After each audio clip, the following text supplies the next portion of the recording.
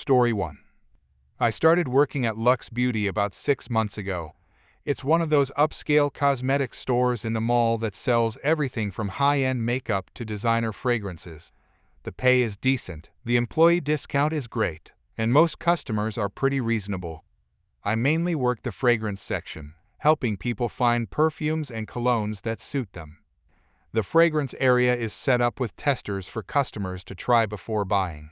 We have little paper strips specifically for testing scents, and we're trained to help customers sample fragrances properly. You're supposed to spray a small amount on the paper strip, wave it gently, and smell it. Maybe try 2 or 3 scents maximum before your nose gets overwhelmed. It's pretty straightforward. I was restocking some cologne bottles on a Wednesday afternoon when this woman walked into the fragrance section. She was probably in her late 30s, wearing what looked like several clashing patterns at once, and she made a beeline straight for the women's perfume display. At first, she seemed normal enough. She picked up a bottle of one of our popular floral scents and sprayed it on a test strip. Then another. Then another. Within about 2 minutes, she'd gone through maybe 8 different test strips, which was a lot but not completely unusual. Then things got weird. She picked up a bottle of our most expensive perfume, this one that retails for about $300, and instead of spraying it on a test strip, she sprayed it directly into the air above her head. A huge cloud of it. Then she walked through the mist with her arms spread out like she was in some kind of perfume commercial. Excuse me. The testers are meant to be used with these paper strips. She ignored me completely, picked up another bottle, and did the same thing. Big spray into the air, walk through it. This one was a heavy oriental scent with lots of spices. Karen, I'm testing harmony. I'm sorry, what? Karen, scent harmony. You can't understand how fragrances work together unless you layer them properly. I'm a perfume enthusiast. She grabbed a third bottle, something citrusy this time, and sprayed another massive cloud into the air. The 3 scents were now mixing together in the worst possible way. It smelled like someone had crashed a flower cart into a spice market inside a lemon factory. Ma'am, I really need you to stop spraying perfume into the air. Other customers need to be able to breathe. An older couple who'd been browsing nearby had already moved away, and I could see the woman covering her nose. Another customer walking past our section actually coughed and waved her hand in front of her face. Karen, this is a fragrance store. Of course it's going to smell like fragrance. She grabbed a 4th bottle. This one was a heavy musk. Yes, but you're creating a problem for other shoppers. Please use the test strips like everyone else. Karen, test strips don't show you the true nature of a scent. You have to experience it in the air, let it breathe, see how the notes develop together. She sprayed the 4th bottle. Now the air in our section was practically visible with perfume mist. My eyes were starting to water. A teenage girl shopping with her mom started coughing as they walked past. I'm going to have to ask you to stop right now. Karen, I'm almost done. I just need one more to complete the harmony test. She reached for a 5th bottle, something woody and masculine from the men's section. Do not spray that. She sprayed it. The combination of all 5 fragrances was absolutely overwhelming. It smelled like a perfume factory had exploded. I could taste it in the back of my throat. Several customers had actively left the area now, and I saw one woman pulling her shirt up over her nose.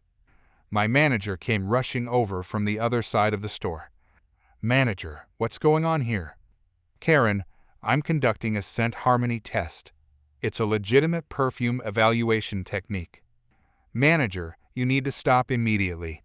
You're driving away customers and creating a health hazard. Karen looked around at the cloud of competing fragrances surrounding us like she was seeing it for the first time. Karen, this is artistic expression. You can't censor creativity. Manager, this isn't creativity. This is you spraying hundreds of dollars worth of product into the air and making people sick. Another customer walked by and literally gagged. A mother with a small child turned around and went back the way she came. Karen, Those people just don't appreciate sophisticated perfumery. Manager, you're not appreciating it either. You're abusing tester products. I need you to put down the bottles and leave. Karen, I haven't finished my evaluation. Manager, your evaluation is over. You need to leave now. Karen, this is discrimination against perfume experts. I know my rights. Manager, your rights don't include gassing other customers. Leave, or I'm calling security. Karen finally put down the bottle she was holding, but she wasn't done talking. Karen, I'm declaring scent war on this establishment. I'm going to tell everyone about this oppression. Manager, you do that. From outside the store. Karen grabbed her purse and started walking toward the exit, but not before making a show of picking up 3 more perfume bottles as she passed them. Manager, put those down. Karen held them up like trophies. Karen, I'm a paying customer. I have every right to test products. Manager, not anymore, you don't. Put them down and leave. Security had arrived by this point, 2 guys in uniform who'd been called by another employee. Karen looked at them, looked at my manager, and finally put the bottles down on the nearest display.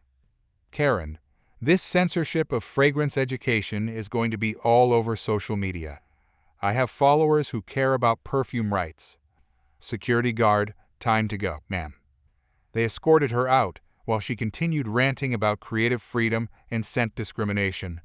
The entire fragrance section smelled like a toxic waste dump. We had to prop open the back door and turn on fans. It took almost 2 hours for the smell to dissipate enough that customers would come near our area again. My manager let me take my break early because I had a pounding headache from the fumes. When I came back, we'd put up small signs near the testers reminding customers to use test strips only. The next day, she did post about us on social media. A long rant about how corporate beauty stores were stifling perfume innovation and silencing fragrance artists. She called it the Great Scent War and encouraged her followers to fight for their right to test freely. Most of the comments were from people asking why she thought spraying 5 perfumes at once made any sense. One person pointed out that professional perfumers specifically warn against testing too many scents because it overwhelms your senses.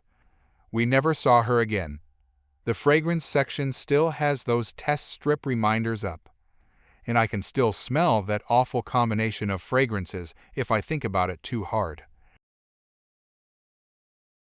Story 2. I've been working retail at this clothing store for about 4 years now. It's a mid-range place in the mall, nothing fancy but decent quality stuff. I've seen customers do some pretty wild things over the years. People shoplifting, kids running wild while parents ignore them, couples having full arguments in the aisles. But nothing prepared me for what happened last Saturday. It was a busy weekend afternoon. The store was packed with people looking for summer clothes. I was working the fitting room area, which meant monitoring how many items people took in, keeping the rooms tidy, and helping customers find different sizes. A woman came up to the fitting room desk with an armful of dresses. She looked perfectly normal at first. Professional looking, well-dressed, probably in her late 30s. Woman, I need a room. Me, of course. You've got 7 items there, so you're all set. Room 3 is open on your left. She took the number tag and headed into the fitting room. I went back to sorting the return rack, hanging up clothes that other customers had tried on and decided against. About 5 minutes later, I heard her voice from inside the room.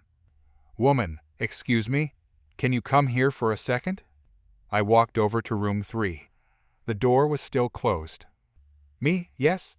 How can I help? Woman, this mirror is broken. Me, broken? Like cracked? Woman, no, it's showing me incorrectly. The reflection is wrong. I need a different room. I was confused but tried to stay professional. Me, all our mirrors are the same, ma'am. They're standard retail fitting room mirrors. But room 5 is open if you'd like to try that one. Woman, fine. She gathered her dresses and moved to room 5. I checked room 3's mirror. It looked completely normal to me. No distortion, no damage, just a regular mirror. I shrugged and went back to work. 10 minutes passed. Then I heard her voice again, louder this time. Woman, this is unacceptable. I hurried over to room 5. Me, is everything okay? The door flew open. She was wearing one of the dresses, and she looked furious. Woman, no, nothing is okay. This mirror is also broken.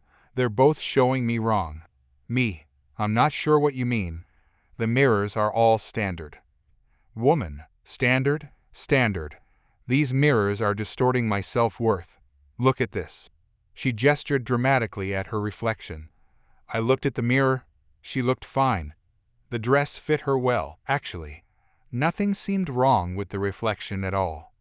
Me, ma'am, I'm not seeing any distortion. You look nice in that dress. Woman, nice. Nice? I don't look nice. I look exactly like I do in real life. That's the problem. I had no idea how to respond to that. What was I supposed to say? Me, I'm sorry, but mirrors show reflections. That's what they do. Woman, these mirrors are attacking me. They're making me confront reality, and I don't appreciate it. I came here to feel good about myself, not to see the truth. Me, maybe the dress isn't the right fit. I can help you find a different style or size. Woman, it's not the dress. It's the mirror. This mirror is judging me. Other customers were starting to peek out of their fitting rooms, trying to see what the commotion was about. My manager noticed the disturbance and started walking over. Woman, I refuse to be victimized by your reflective surfaces. This is emotional assault. She kicked off one of her shoes, a chunky heeled sandal she'd been trying on with the dress. Before I could process what was happening, she threw it at the mirror. The shoe hit the glass with a loud crack. The mirror didn't shatter completely, but a spiderweb of cracks spread across the surface from the impact point. Pieces of the reflection fractured into dozens of angles. Everyone in the fitting room area froze. There was complete silence for about 3 seconds. Then the woman gasped, her hand flying to her mouth. Woman, see? It admitted guilt. Me, what? Woman, the mirror, it cracked. That's clearly an admission that it was distorting my self-worth. Why else would it break? Manager, ma'am, the mirror broke because you threw a shoe at it. My manager had reached us and was staring at the damaged mirror in disbelief. Woman, I threw the shoe because the mirror was committing psychological warfare, and it broke because it knew I was right. The crack is basically a confession. Manager, that's not how mirrors work. You just vandalized store property. Woman, vandalized? I exposed the truth. That mirror was guilty, and now everyone can see it. Look at how it shattered under the weight of its own dishonesty. Manager, you need to pay for that mirror. It's going to cost at least $200 to replace. Woman, pay for it. You should be thanking me. I've revealed that your mirrors are defective. They're harming people's self-esteem. I'm practically a hero. Me, you threw a shoe at a mirror because you didn't like your reflection.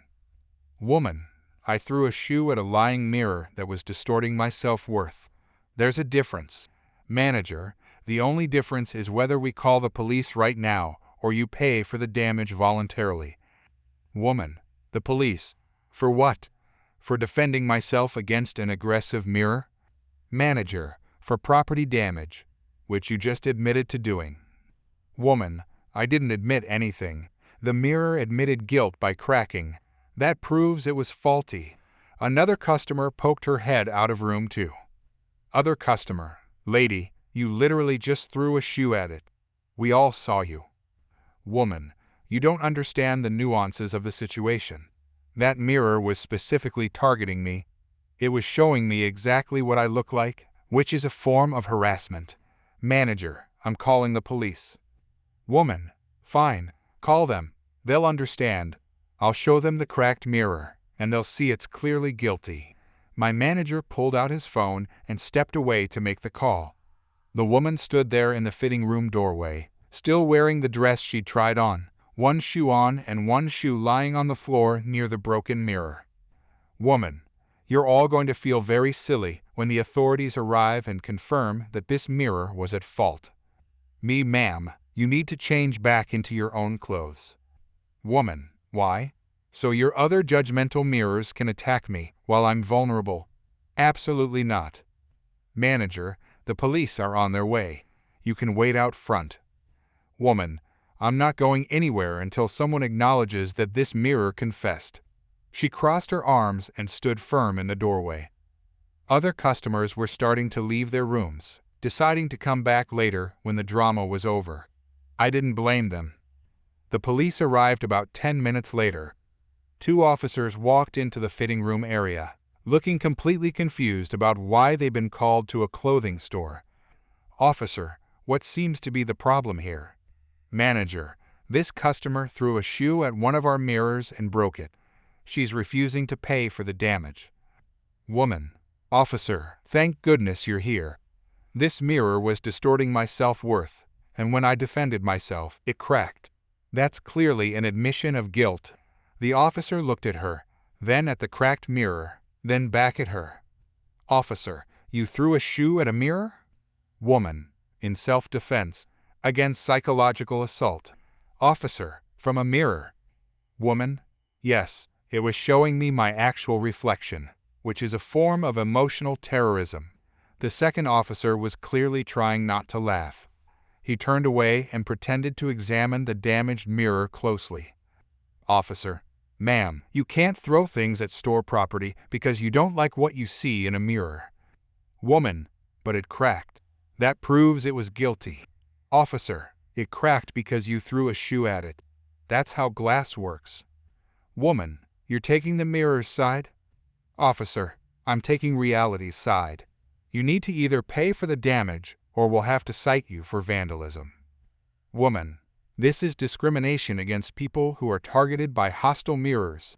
Manager, it's $250 for the mirror, plus another $50 for installation. Woman, $300 for a mirror that was clearly defective. Officer, ma'am, you have 2 options.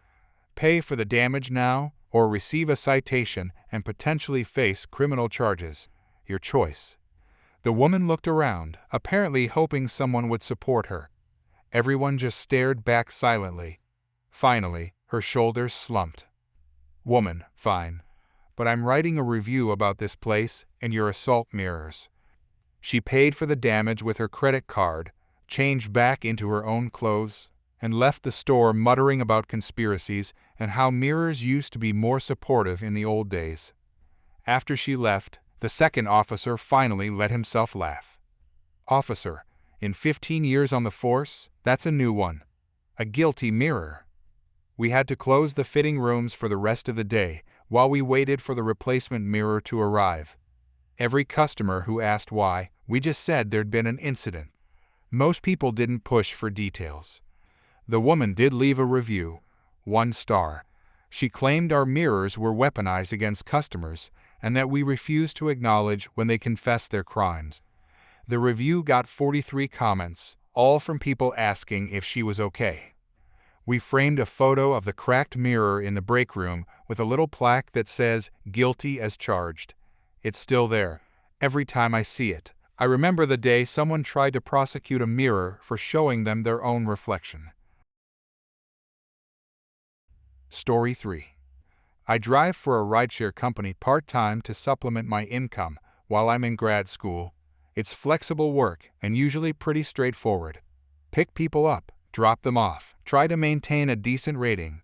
I've seen some interesting things during my shifts, but nothing prepared me for what happened on a random Tuesday afternoon.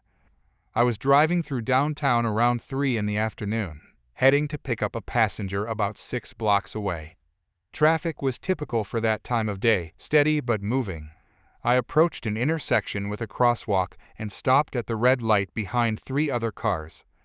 The light turned green. Nobody moved. I waited a few seconds, figuring maybe the first car was turning and waiting for pedestrians to clear. But there were no pedestrians in the crosswalk. The walk signal wasn't even on. It was just green light, empty crosswalk, and cars sitting still. Then I heard it. Someone yelling. I leaned forward to see what was happening. Standing on the curb at the crosswalk was this woman, probably in her 40s, wearing athletic clothes like she'd just come from yoga class. She was gesturing wildly at the crossing signal and shaking her head. Karen, no. Absolutely not. I refuse. The crossing signal did its normal thing. The red hand symbol, the countdown timer, nothing unusual about it. But she was staring at it like it had personally insulted her family. A guy in the car at the front of the line rolled down his window. Driver, the light's green. Are you crossing or not? Karen, I'm not crossing until that signal changes its tone. Driver, what? Karen, the beeping. It's too aggressive, too demanding. I don't respond to that kind of energy. The crossing signal at this intersection did have an audio component for visually impaired pedestrians. It made a standard beeping sound when it was safe to cross. The same sound that probably thousands of crosswalks make across the country. Driver, lady, the light's green. We need to go. Karen, your need to go doesn't supersede my right to feel safe and empowered while crossing the street. The light turned yellow, then red again. None of us had moved. Now we were stuck for another cycle. The driver in front laid on his horn. So did someone behind me. Karen didn't budge. She stood there with her arms crossed, staring at the signal like she was in a standoff with it. The walk signal came on again for the next cycle. The beeping started. She shook her head dramatically. Karen, no. That tone is unacceptable. A woman in the car next to the front one rolled down her window. Woman, what do you want the signal to do? Karen, I want a respectful tone. Something gentle. Maybe a chime instead of a beep. This beeping is authoritarian. Woman, it's a crosswalk signal. Just cross the street. Karen, I will cross when I feel the environment is conducive to my emotional safety. The light cycled again. Green, then yellow, then red. Still nobody could move because she was standing right at the edge of the crosswalk, blocking the intersection just by her presence and refusal to cross. More horns started honking. Someone yelled something out their window that I couldn't quite hear. The woman didn't care. She pulled out her phone and started recording herself. Karen, I'm standing here at the intersection of 5th and Market, being oppressed by an aggressive crossing signal. The city needs to understand that not everyone responds to authoritarian beeping sounds. That's when she stepped into the crosswalk, not to cross, just to stand there, right in the middle of the street, with the signal showing the red hand telling pedestrians not to walk. The light turned green again. She spread her arms out wide. Karen, this is my walk of empowerment. I will cross on my own terms. She started walking, extremely slowly, like she was walking through honey. Cars were backed up behind us now for at least a block. The horns were constant. She reached the middle of the crosswalk and stopped completely, just stood there. Karen, I'm reclaiming this space. The light turned yellow. She hadn't even made it halfway across. Driver in front, move. The light's changing. Karen turned to face the cars and pointed at each one individually. Karen, you are all complicit in a system that prioritizes speed over human dignity. The light turned red. She was still standing in the middle of the intersection, pointing at cars and yelling about empowerment and systematic oppression through traffic control devices. That's when the police car pulled up. 2 officers got out and approached her. She immediately turned her phone camera toward them. Karen, I'm being harassed for exercising my rights as a pedestrian. Officer 1. Ma'am, you're blocking traffic and creating a safety hazard. Karen, I'm making a statement about oppressive crossing signals. Officer 2. You need to clear the intersection right now. Karen, I will not be silenced by the traffic industrial complex. Officer 1. Ma'am, I'm going to ask you one more time. Clear the intersection. Karen, on whose authority? Officer 2. On the authority of the law. You're obstructing traffic and endangering yourself and others. She finally started walking again, still filming, still yelling about empowerment. But at least she was moving. She reached the other side of the street, and the officers followed her onto the sidewalk. The light turned green. Finally, we all started moving. As I drove past, I could see one officer writing something on a pad, while the other one talked to her. She was gesturing wildly, still apparently explaining her position on crossing signal tones. I picked up my passenger and told them why I was running late. They didn't believe me at first. 2 days later, I saw a video posted in a local community group. It was her, from that same intersection, ranting about being cited for pedestrian interference and how the city was trying to silence her message about crossing signal reform. The comments were not sympathetic. Most people pointed out that holding up traffic for multiple light cycles wasn't activism, it was just being inconsiderate. Someone calculated that she'd probably delayed around 50 cars by at least 5 minutes each. She responded to every comment explaining that they were all sheep who'd been programmed to accept authoritarian beeping without question. I started taking a different route through downtown after that, just in case she decided to stage another walk of empowerment. The crossing signals still beep the same way they always have. Story 4. I've been working as a ride operator at this theme park for about 3 years now. It's one of the biggest parks in the state, with roller coasters, water rides, the whole deal. Summer is always our busiest season, and you learn pretty quickly that long lines bring out the worst in some people. I was stationed at the Thunderbolt, one of our most popular roller coasters. It's got a massive drop and goes upside down 3 times. On a busy day, the wait can easily hit 2 hours or more. We have signs posted everywhere showing estimated wait times, and people can see exactly what they're getting into before they join the queue. It was a Saturday in July, probably 95 degrees outside, and the line for the Thunderbolt was wrapped around the barriers twice. I was at the loading platform helping people into the cars and making sure everyone had their seatbelts fastened properly. My coworker was at the front of the queue managing the line flow.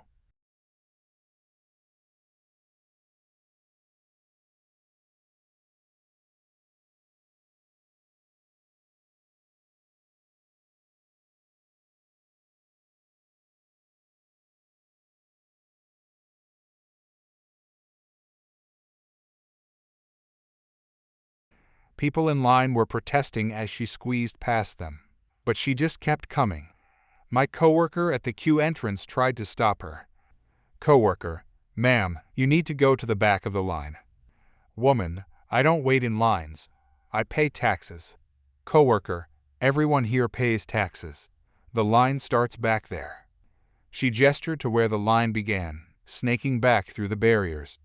The woman looked offended, like my coworker had just insulted her entire family. Woman: "Excuse me? Do you know how much I pay in taxes? I'm practically funding this park." Coworker: "This is a private theme park. Your taxes don't fund it. And regardless, everyone needs to wait in line." Woman: "This is discrimination. I am a tax-paying citizen, and I demand priority access." A man who'd been waiting in line for over an hour spoke up. Man in line: "Lady, we've all been waiting. Get to the back." Woman: "Don't tell me what to do. I pay taxes with flair." Everyone kind of stopped and stared at her. Even the people who'd been on their phones looked up. Coworker: "With flair?" Woman: "Yes, flair, style, panache. I don't just pay taxes like some common person. I pay them with elegance and grace. That entitles me to special treatment." Me: "Ma'am, how you pay your taxes has nothing to do with this ride. Everyone here has been waiting their turn. You need to go to the back of the line." Woman: "Absolutely not. Do you have any idea how important I am? I could buy this entire park." Me: "If you could buy the park, you could also buy a fast pass, which would actually let you skip the line legally. But right now, you need to go to the back." Woman: "Fast pass? I shouldn't need to buy a fast pass. My tax-paying status should be enough." A teenager in line started recording on his phone. The woman noticed and struck a pose. Woman: "Yes, document this. Document how this establishment treats elite taxpayers. This will go viral." Coworker, ma'am, for the last time, you need to leave the queue area and go to the back of the line, or you'll need to leave the ride entirely. Woman, I'm not going anywhere. I have rights, constitutional rights. Me, you have the right to wait in line like everyone else. That's about it. Woman, this is America. I demand to speak to whoever is in charge of this ride. Me? That would be me. I'm the lead operator on duty, and I'm telling you to go to the back of the line. Woman, you're in charge. You look like you're 12. Me, I'm 24, and I'm asking you to leave the queue area. Woman, I will not be dismissed by someone who probably doesn't even itemize their deductions. The man who'd spoken earlier started laughing. Then other people joined in. The woman's face turned bright red. Woman, what's so funny? I'm serious. I pay a lot of taxes. More than any of you, probably. Man in line, lady, nobody cares. We all pay taxes. That's not special. Now you're holding up the line for people who actually waited. Woman, I shouldn't have to wait. I contribute to society. I'm practically a philanthropist. Me, paying taxes isn't philanthropy. It's a legal requirement, and it definitely doesn't get you to the front of a roller coaster line. Woman, this is outrageous. I'm calling my lawyer. She pulled out her phone and actually started dialing. Everyone in line watched in amazement as she put the phone to her ear. Woman, yes, hello? I need to speak to someone about my rights being violated at a theme park. They're refusing to acknowledge my taxpayer status. She paused, listening to whoever was on the other end. Woman, what do you mean that's not a legal issue? I pay taxes with flair. That has to count for something. Another pause. Woman, you're my accountant. You should understand the importance of stylish tax payment. Apparently her accountant didn't agree, because she huffed and hung up. Woman, fine. I'll take this to social media. Everyone will know about this discrimination. My coworker had radioed for security at this point. 2 security guards appeared at the queue entrance. Security guard, ma'am, we need you to exit the queue area. Woman, finally, someone with authority. Tell these people that I don't need to wait in line. Security guard, actually, we're here to escort you out. You're disrupting the line and refusing to follow park rules. Woman, what? No, you're supposed to be on my side. Security guard, our job is to ensure all guests follow the rules. You're not following them. You need to come with us. Woman, I'm not going anywhere. Do you know how much money I spend here? My taxes probably pay your salary. Security guard, this is a private park. Taxes don't pay our salaries. Now you can walk out voluntarily, or we can call the police and you'll be banned from the park. Woman, banned? For exercising my rights as a premium taxpayer? Security guard, banned for cutting in line and causing a disturbance. The woman looked around, apparently hoping someone would defend her. Instead, people started clapping, then cheering. Someone yelled out encouragement to security. Woman, you're all jealous of my tax-paying prowess. Security guard, ma'am, let's go. Woman, I want a refund for my admission.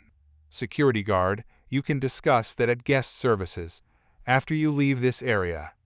The security guards escorted her out of the queue area. She continued shouting about taxpayer rights and discrimination the entire way. When they finally got her out of sight, the whole line erupted in applause. Man in line, that was the best pre-ride entertainment I've ever seen.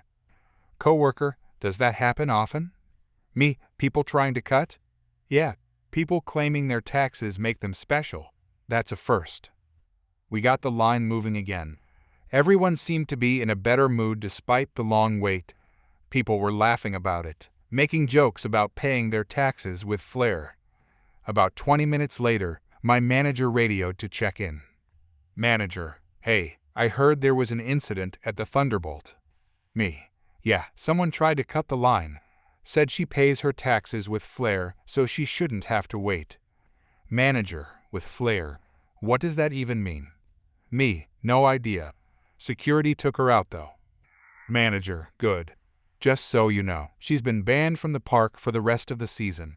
She tried to argue with guest services that her tax bracket entitled her to special privileges. Let me guess, they didn't agree? Manager, shockingly, no. She's demanding to speak to the park owner now. Good luck to her with that. The rest of the day was uneventful. Well, as uneventful as a summer Saturday at a theme park can be. But word spread quickly among the staff about the tax flare lady. It became kind of a running joke. Whenever someone complained about the lines, operators would ask if they paid their taxes with flair. A video of the incident did go viral, just like she predicted, but not in the way she hoped. The comments were all making fun of her. Someone even made a meme about paying taxes with jazz hands. The teenager who recorded it apparently caught the best part, where she struck a pose and talked about her tax-paying prowess. It got remixed into a song. People were doing TikTok dances to it. I wonder if she ever realized that paying taxes with flair doesn't actually mean anything, or if she still thinks she's right and the world is just too common to understand her elite taxpayer status. Either way, she's not getting on the Thunderbolt anytime soon. Turns out that even the most stylish tax payment doesn't exempt you from theme park rules. Who knew?